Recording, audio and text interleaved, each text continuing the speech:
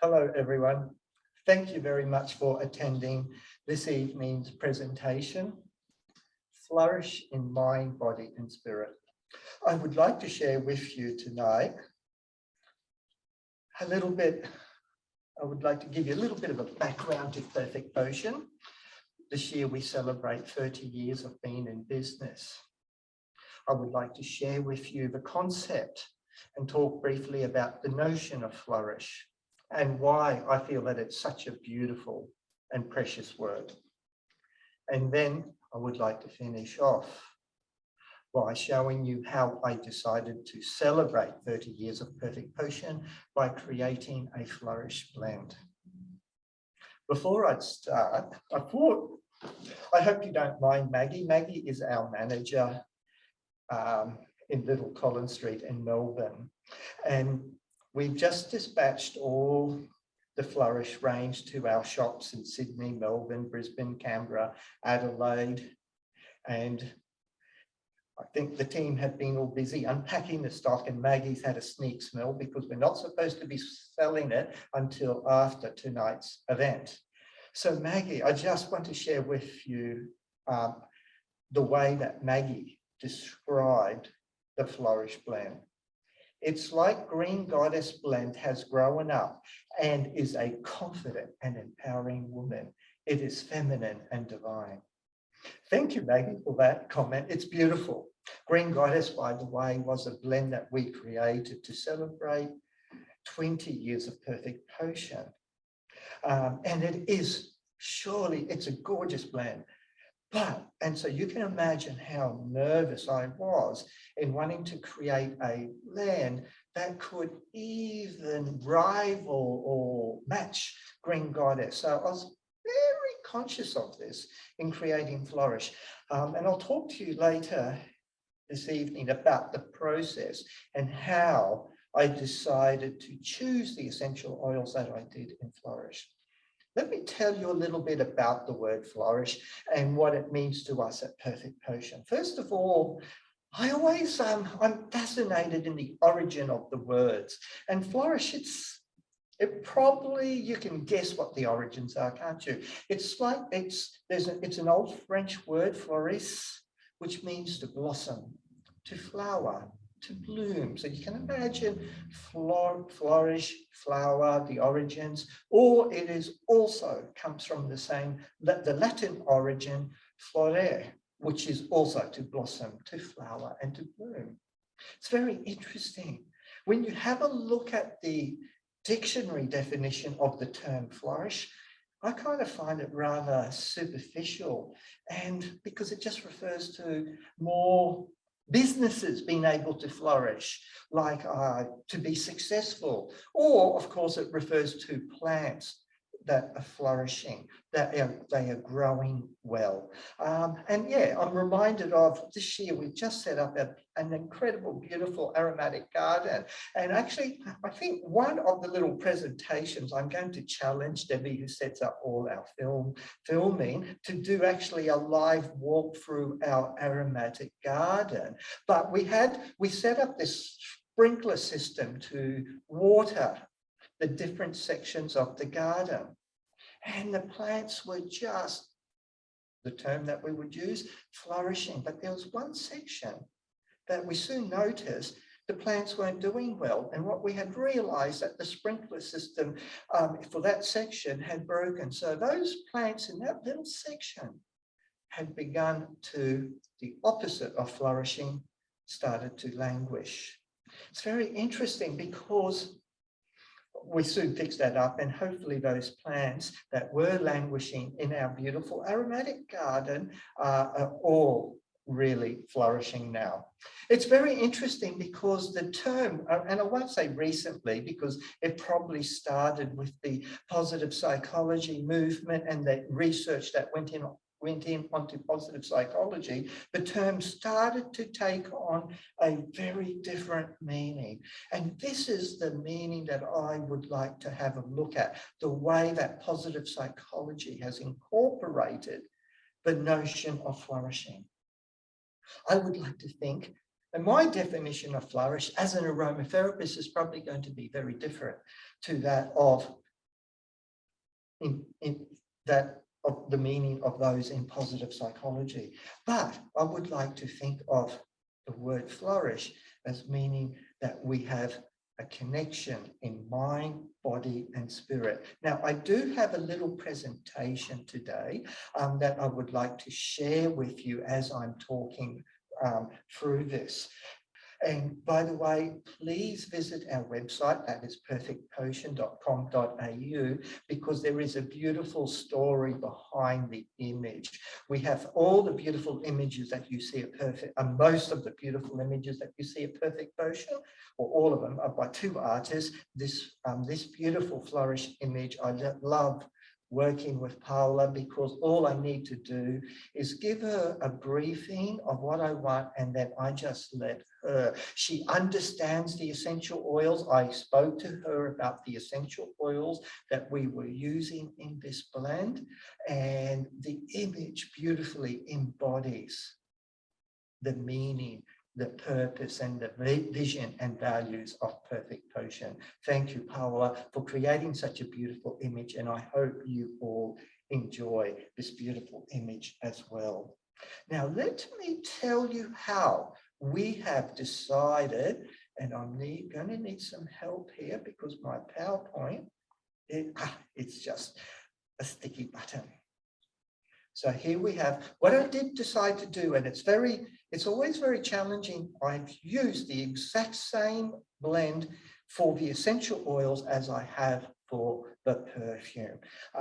So I will share with you soon the story behind the essential oils that I have chosen. But this blend, Flourish, is to celebrate 30 years of Perfect Potion. And I hope that at Perfect Potion, part of what we want to achieve, and I sticky, as a business, and perhaps I will focus a little bit on the business side, there's something deeper. I started Perfect Potion with Carolyn. We both met while we were studying naturopathy and Chinese medicine.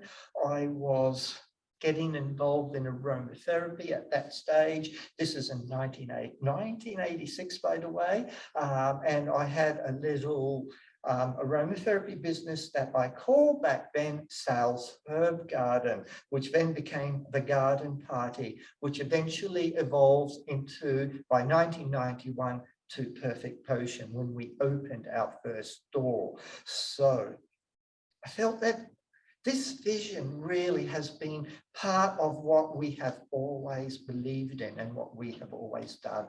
And the vision is to make Perfect Potion part of everybody's daily ritual.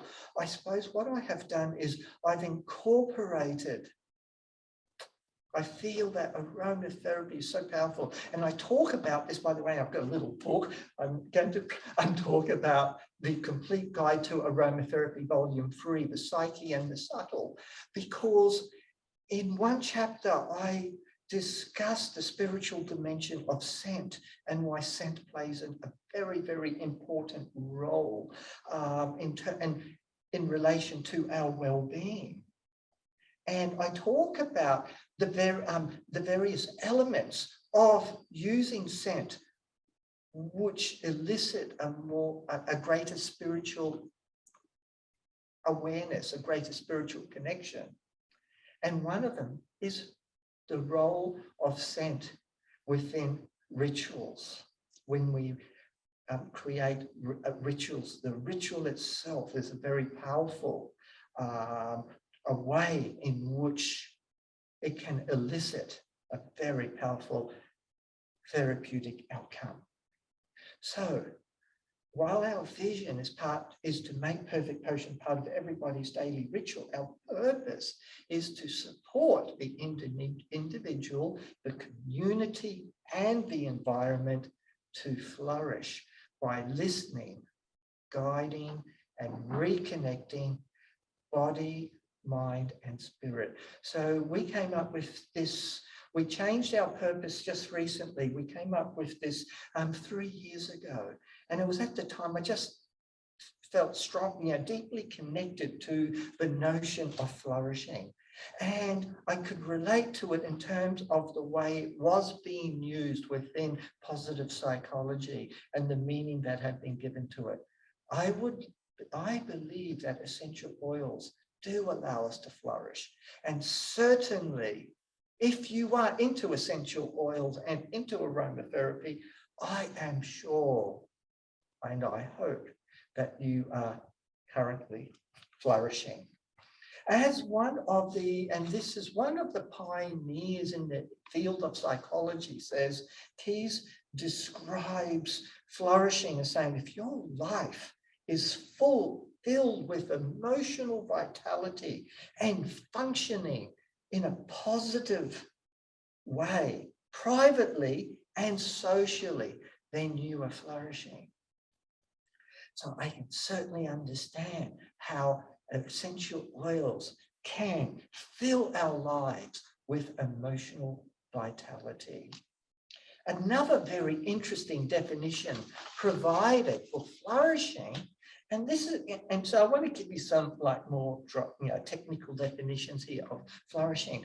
A concept that is often used is that it is the product of the pursuit and the engagement of an authentic life that brings inner joy and happiness through helping us and through meeting goals that we set, by being connected with others and with life's passions, and relishing in the accomplishments through the peaks and the valleys of life. Now, I haven't told Paola this, but when I was preparing my masterclass on aromatherapy and mental health, and I talk about the importance of flourishing in that presentation,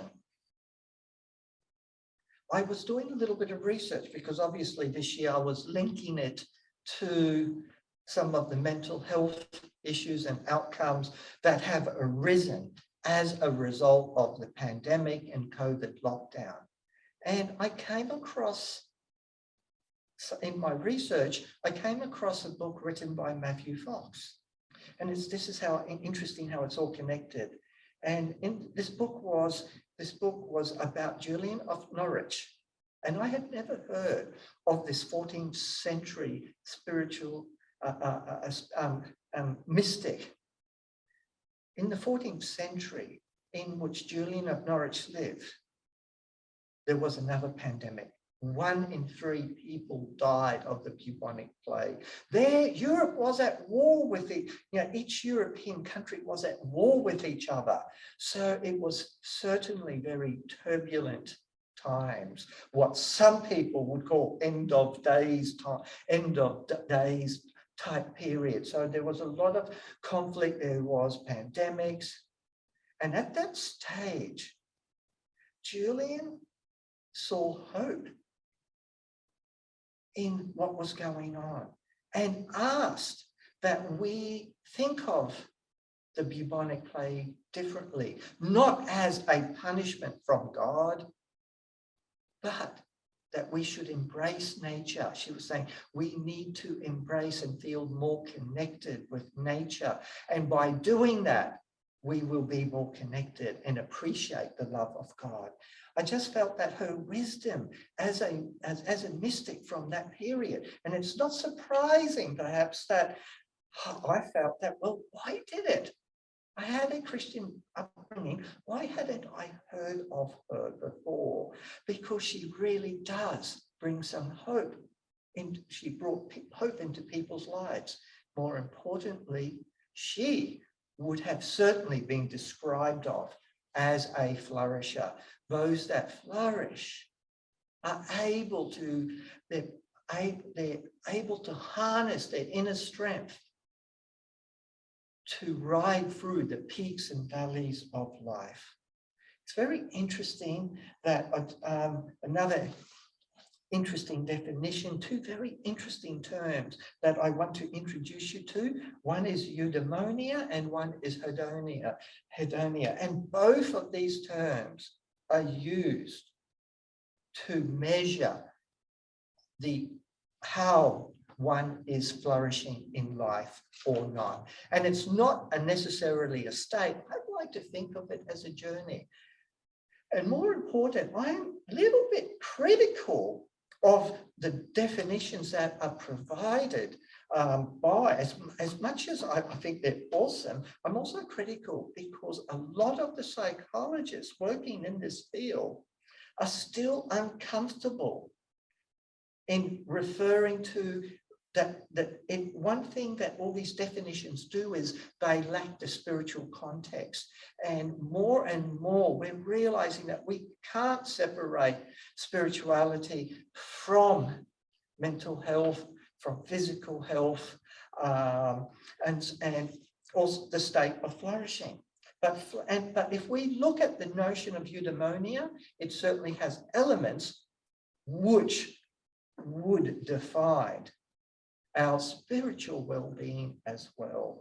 So, for example, eudaimonia refers to that pursuit of or the experience of virtue, of personal growth, of self-actualization, of flourishing and excellence, while hedonia refers to the pursuit and the experience of pleasure, enjoyment, comfort, and reduced pain.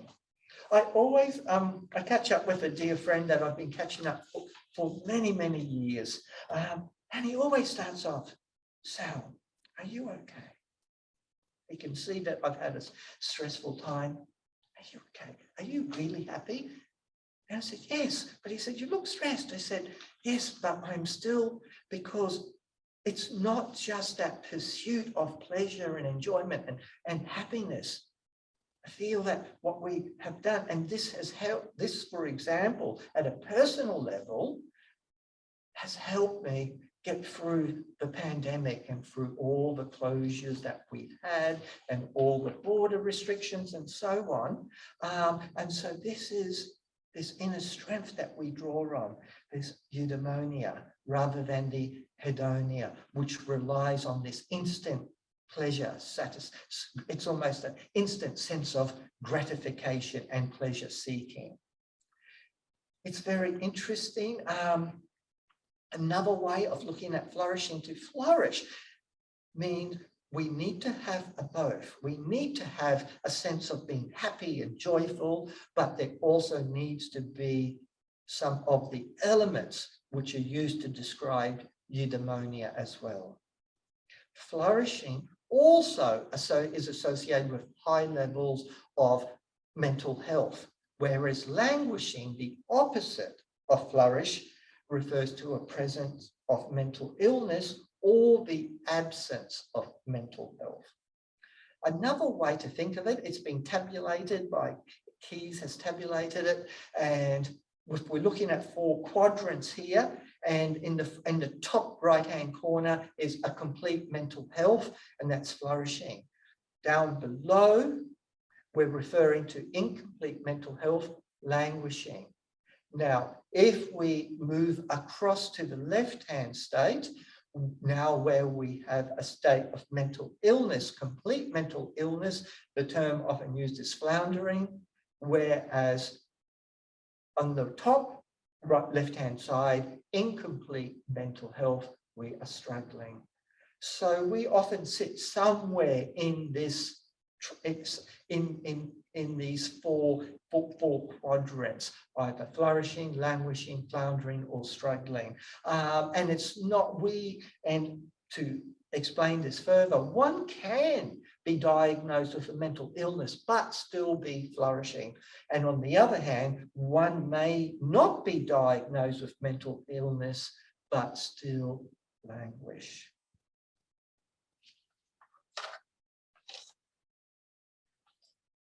As I was stating, and it's very interesting because I just cross-referenced this with what I had written in my book on the section where, and I had a good chat today with a friend who popped in to say hello. Lee said she'll be listening to this tonight, and she was saying, but Sal, why is it so important that we have to quantify or qualify the spiritual experience? And this is what has been happening, because there's a section that I talk about in which we identify the various factors of what it means to have a spiritual experience. And I suppose in this sense, it has spirituality to a certain extent, and I'm cautious about this, has been reduced down to a list of psychological states. And it's very interesting because some of the states also relate to the notion of flourishing. So, for example, having positive emotions. Now, and this is like my friend Simon always asks, Sal, how happy would you say you are? That is, so that the positive emotion is more related to hedonia. The other factors, all the other factors relate to eudaimonia, engagement in life, interest in life. I love learning new things. For me, that's personally very important. Finding meaning and purpose in what we do. For example, the question that you could ask yourself is, I generally feel that what I do in my life is valuable and worthwhile. Self-esteem. In general, I feel very positive about myself. A sense of optimism. I'm always optimistic about my future. Things may not be so good now, but I'm feeling optimistic about my future. Resilience. When things go wrong in my life, I'm able to bounce back quickly. And being able to have positive relations. So this is positive relations with the people in my life who really care about me. Now, these are some of the very important elements that make up the concept of flourishing. Now, what I love, what has this all got to do with essential oils and aromatherapy? I truly believe that essential oils, the scent of essential oils, are able to elicit changes in our consciousness. And in doing so, they could bring to the fore they connect with our various emotions.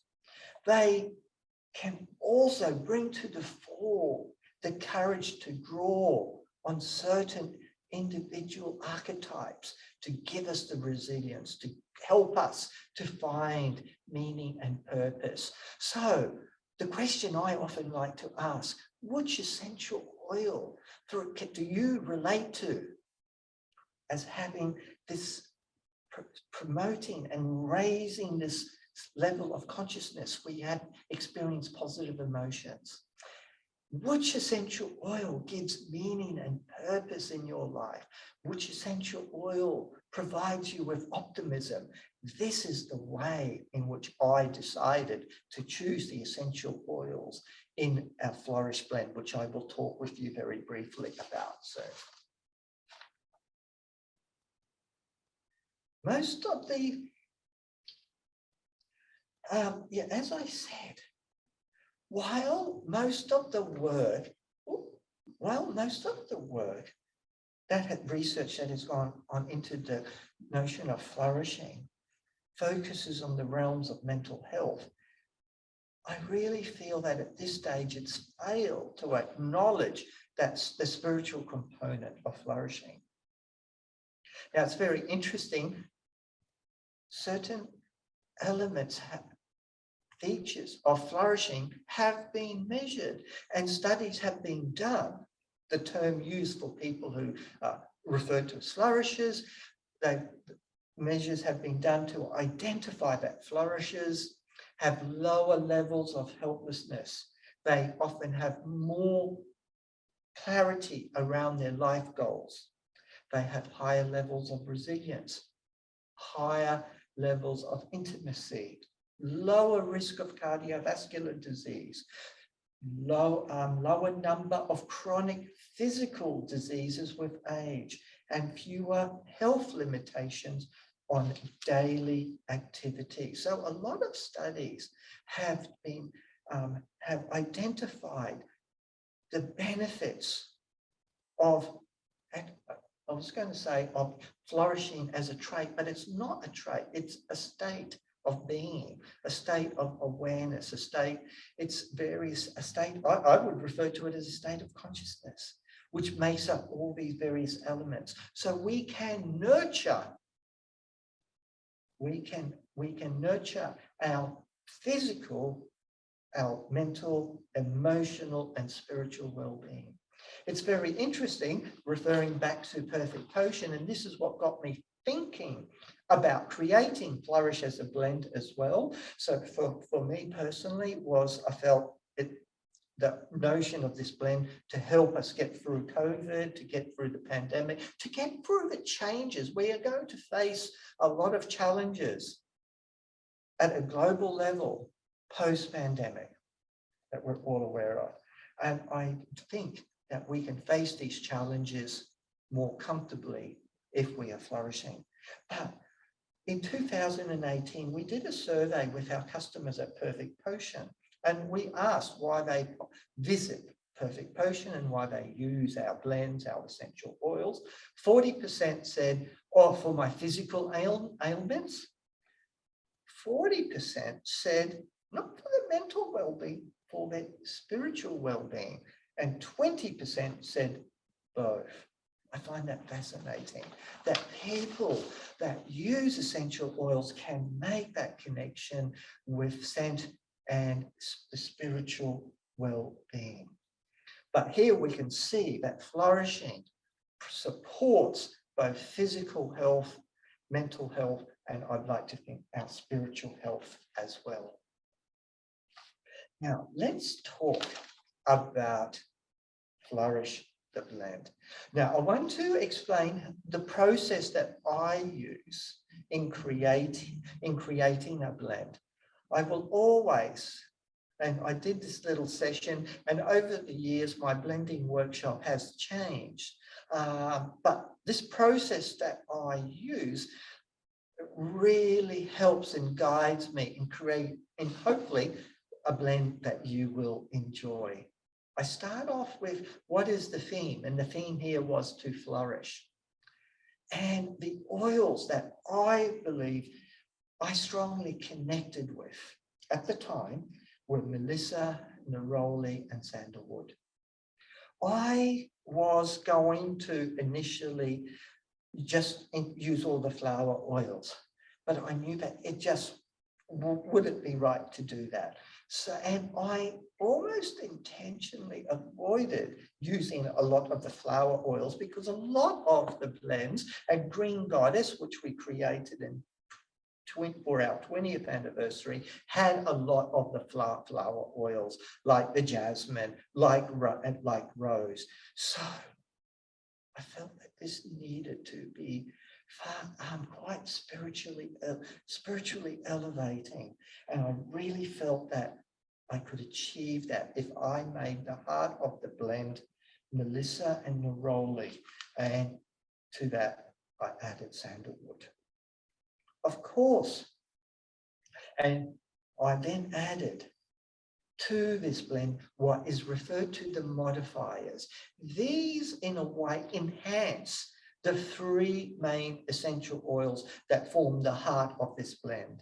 And the oils here are the Roman chamomile, cardamom, geranium, lemon-scented ironbark, black spruce, and yuzu.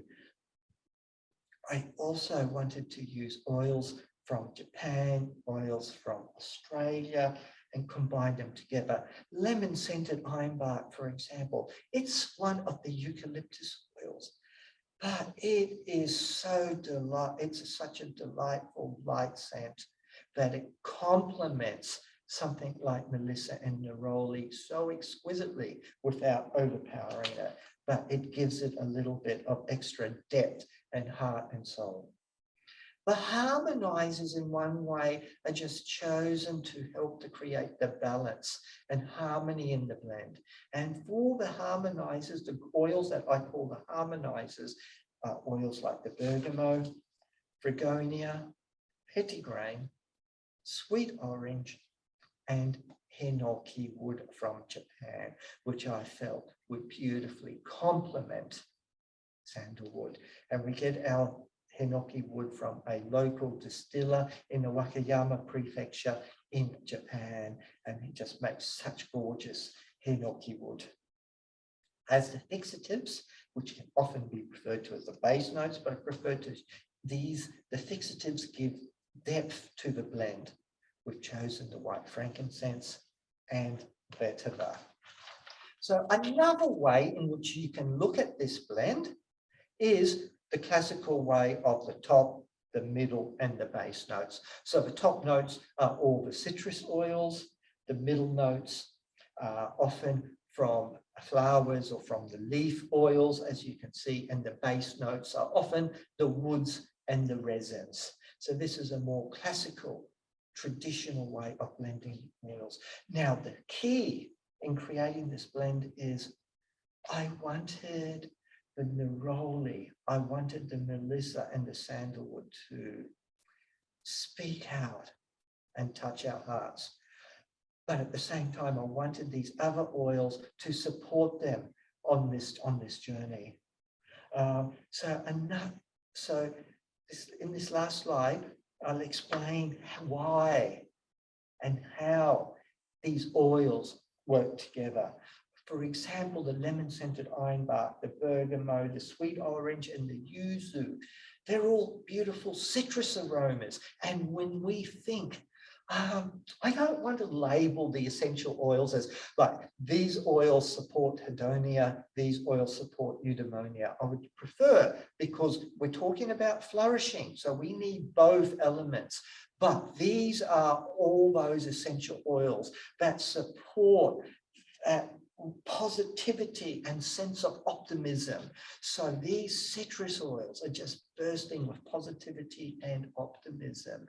And of course, they help us to enjoy life and see the positives in life when we may be having some challenges and struggles in life.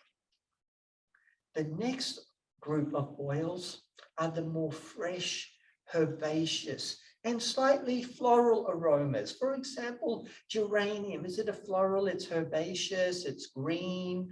So the fresh herbaceous and floral aromas like geranium, melissa and petitgrain, and Fregonia. Fregonia is gorgeous. And once again, this is such an exquisite, divine Australian essential oil. Unlike so many Australian essential oils are very high in aldehydes or very high in oxides. Fregonia seems to have this just beautiful balance that makes it smell so heavenly. So these essential oils are quite what I would call very nurturing, very comforting. And in doing so, they help us, they give us the courage to embrace change. They nourish the spirit and they elevate our consciousness. The woody scents, the smell of hinoki wood, the scent of Santalum album, and the Santalum album that we use is the Santalum album, which is plantation grown in Western Australia. The subtle woody scents and they're gentle woody smells, they help, they nurture that courage and that strength. The sandalwood as well, I believe, plays a very important role in connecting that body, mind, and spirit. But it allows us to trust our intuition. The scent of frankincense, and I preferred to use the white frankincense for this, a slightly more delicate aroma. I just feel that the frankincense just helps this blend to connect with the divine. Then, neroli and Roman chamomile. I love a beautiful description that I always provide of Roman chamomile that Valerie Ann Werwood uses in her book, The Fragrant Mind. To smell Roman chamomile is to be surrounded by angels. So it is to surround you with the divine almost. And neroli seems to have that same ability to achieve that. It's like you're surrounding yourself with divine love. So, and those two work so beautifully in synergy together. I wanted to add that bit of freshness and a bit of the green note to complement this blend, and I added some black spruce. And blacks, when we look at the qualities associated of black spruce, when we look at its subtle qualities, it's often referred to as helping to boost our resilience and give us the courage that we need. So together with that spiciness of cardamom, it helps to boost our resilience and give us the confidence. And then, of course, there is that rich, beautiful, earthy note of vetiver. Not too much. I played around with this. This was a difficult blend. I think we didn't get it right till about the 7th attempt because it smelled nice in the bottle. We wanted to diffuse it, so we wanted to make sure as it diffused, each layer also beautifully unfolded, and also we wanted to make sure that it worked in harmony in a perfume. But just that little bit of rich, earthy scent of vetiver provides that stability and just reminds us to stay connected with the reality of those important things that matter in our life. I am sincerely grateful that you have supported, for so many of you that have supported Perfect Potion for so long, over the 30 years. It's been an incredible journey. For those of you that have recently discovered Perfect Potion, thank you so much. And for those of you that appreciate and enjoy the beauty of essential oils and the way in which they allow us to flourish, thank you so much.